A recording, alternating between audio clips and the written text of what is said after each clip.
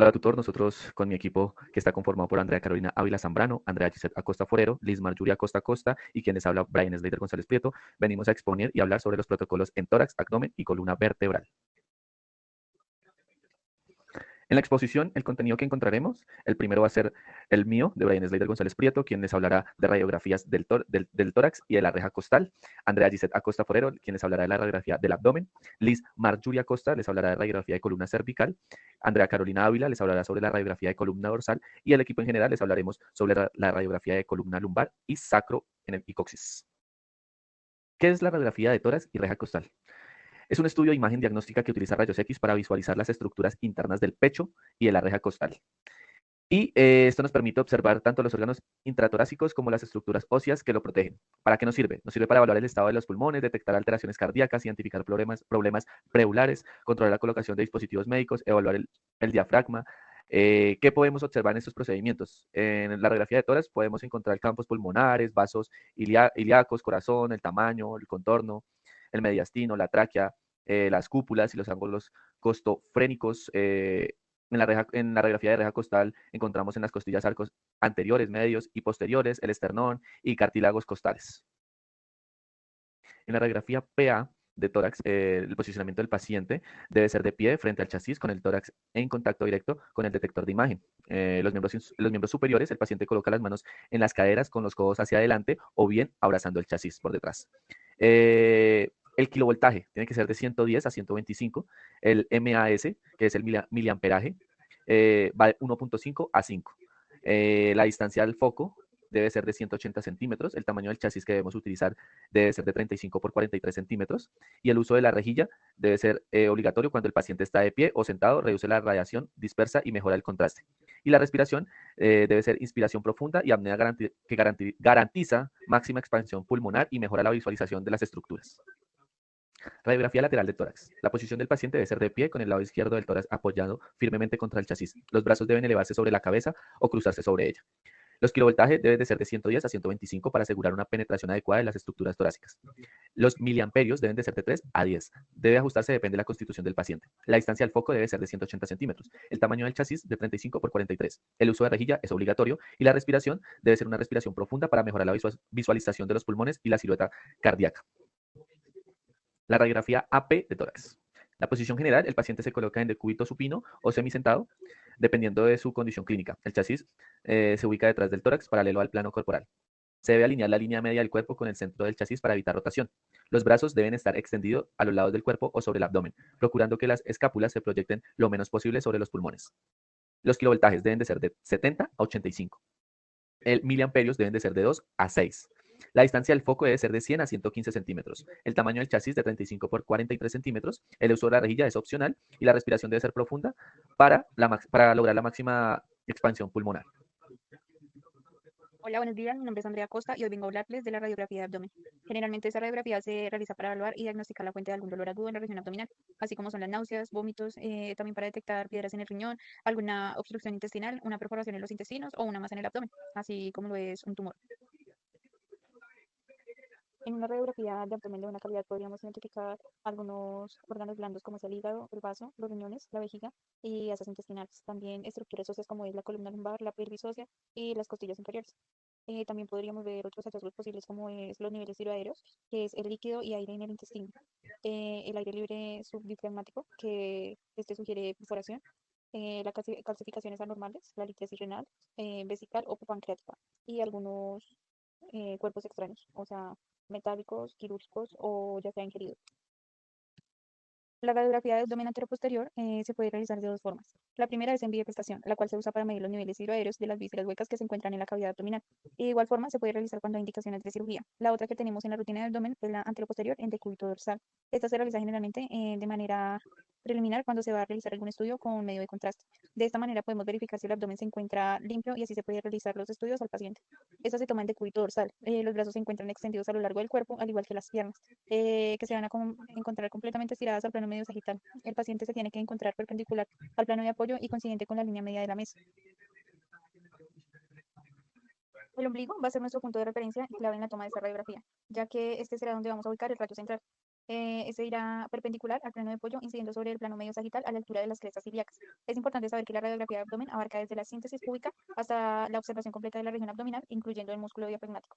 El chasis a utilizar será el de 35 por 43 longitudinal y la distancia será de 1 metro. Los factores de exposición son de un kilovoltaje de 70 a 80 para que de esta manera nos quede bien penetrada la imagen y no tengamos que volver a repetirla. Seguimos con la radiografía lateral de abdomen. Para esta radiografía, los factores de exposición, el tamaño del chasis y la distancia foco-receptor es igual que la anterior. Esta tiene como utilidad visualizar el abdomen en una vista lateral. De igual forma nos ayuda a saber la ubicación y el sentido de profundidad de un órgano, región o cuerpo extraño. En la radiografía de abdomen lateral, el paciente se encuentra en decúbito lateral sobre la mesa. Se puede hacer sobre su lado izquierdo o derecho. Los brazos tienen que ir hacia arriba con las manos apoyadas sobre la cabeza y el plano medio sagital irá paralelo al plano de apoyo. La línea axilar media será coincidente con la línea media de la mesa. En este caso, el uso de la rejilla es obligatorio, ya que mejora el contraste al eliminar la radiación dispersa. Por último, les estaría hablando sobre las proyecciones adicionales, como son las proyecciones oblicuas horizontales de abdomen. Estas proyecciones complementan la valoración abdominal al permitir visualizar estructuras superpuestas y localizar lesiones o cuerpos extraños que no se observan bien en las proyecciones convencionales. Para estas, el paciente puede estar en decúbito dorsal o bien sea bipedestación con una rotación del cuerpo entre unos 30 y 45 grados hacia el lado que se estudie. El plano medio sagital del paciente se ubica en oblicuo respecto al plano de apoyo. Los factores técnicos, como es la distancia foco-receptor, el tamaño del chasis y el kilovoltaje, son los mismos que el anterior. Algunas ventajas de esta proyección es que separan estructuras superpuestas, facilitando la observación de órganos como es el colon, intestino. Sobre la columna cervical.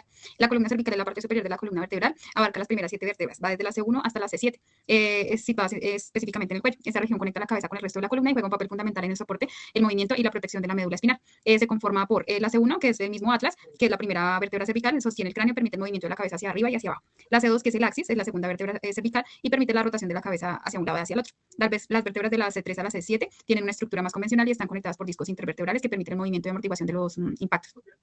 La radiografía de la columna cervical pues, es una imagen obtenida mediante rayos X utilizada para visualizar las vértebras cervicales y las estructuras circundantes. La radiografía es especialmente útil para diagnosticar afecciones o lesiones en esta región, como estructuras, hernias de discos o, por ejemplo, para diagnosticar la artritis.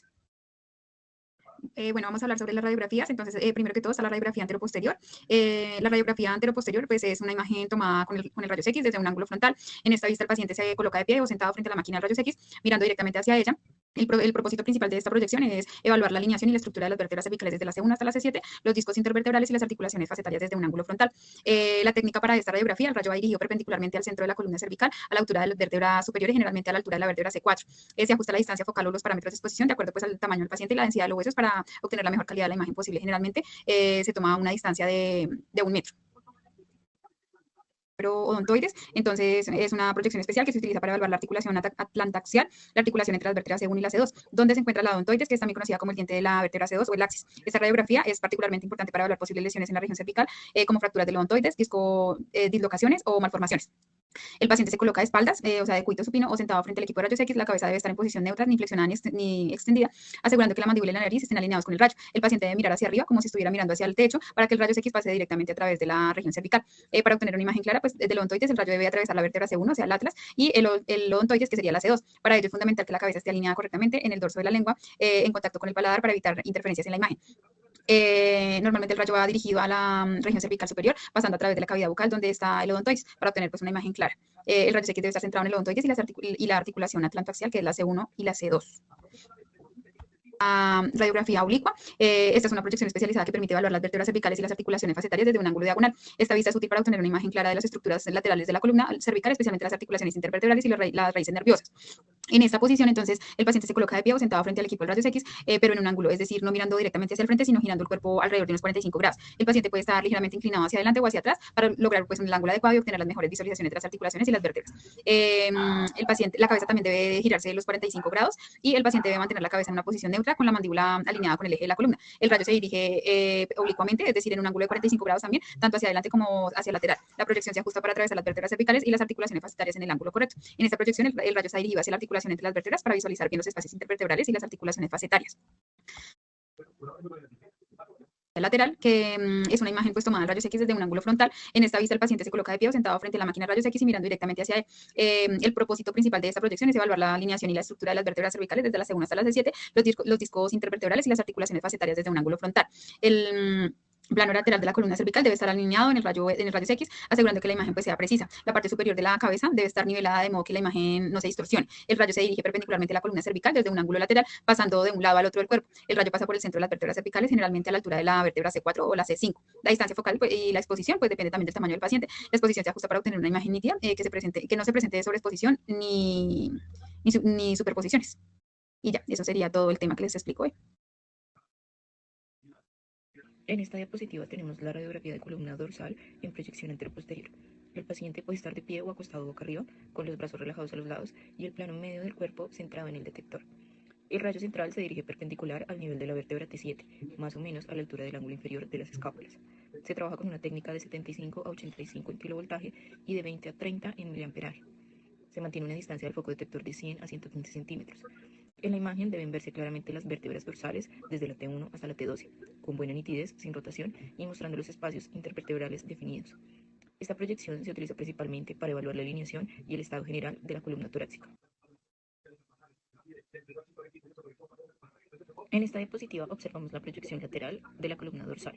El paciente puede estar de pie o acostado de lado, procurando mantener los brazos cruzados al frente o apoyándolos, para evitar que interfieran en el campo de radiación. El rayo central se dirige perpendicular al nivel de la vértebra T7, centrado en la línea media del tórax.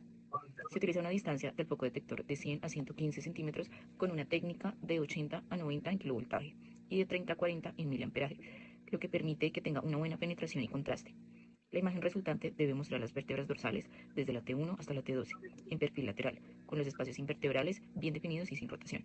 Esta proyección es muy útil para evaluar el alineamiento lateral de la columna y detectar fracturas, desviaciones o deformaciones. En esta diapositiva tenemos el test de escoliosis. Es un estudio que nos permite observar las curvaturas anormales de la columna vertebral. La radiografía se realiza principalmente en proyección posterior-anterior, aunque a veces también se toma una lateral si el médico lo requiere. El paciente debe estar de pie en postura natural y sin calzado, para que la imagen refleje con precisión la alineación real de la columna. El rayo central se dirige perpendicular a nivel de la vértebra T7 y se usa una distancia del foco detector de unos 180 centímetros, lo que ayuda a reducir la distorsión.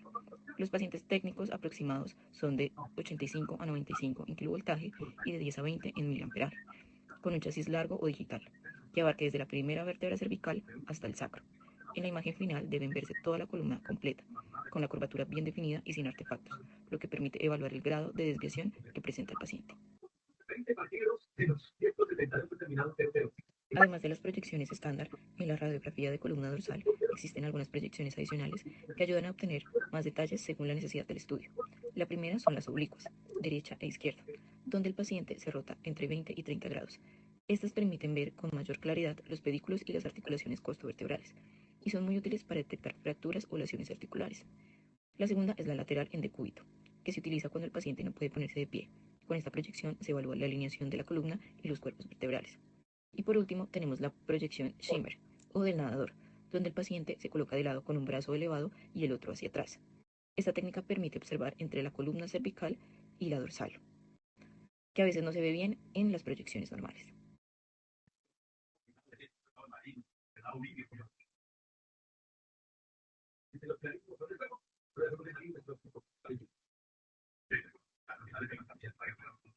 Radiografía AP de sacro. La posición del paciente se coloca en decúbito supino, centrado sobre la mesa radiográfica, las piernas extendidas y los brazos a los lados del cuerpo o cruzados sobre el tórax. El plano medio sagital debe coincidir con el centro del chasis y del rayo central. El kilovoltaje debe ser de 75 a 85. Los miliamperios deben de ser de 25 a 40. Ajustar según el biotipo del paciente.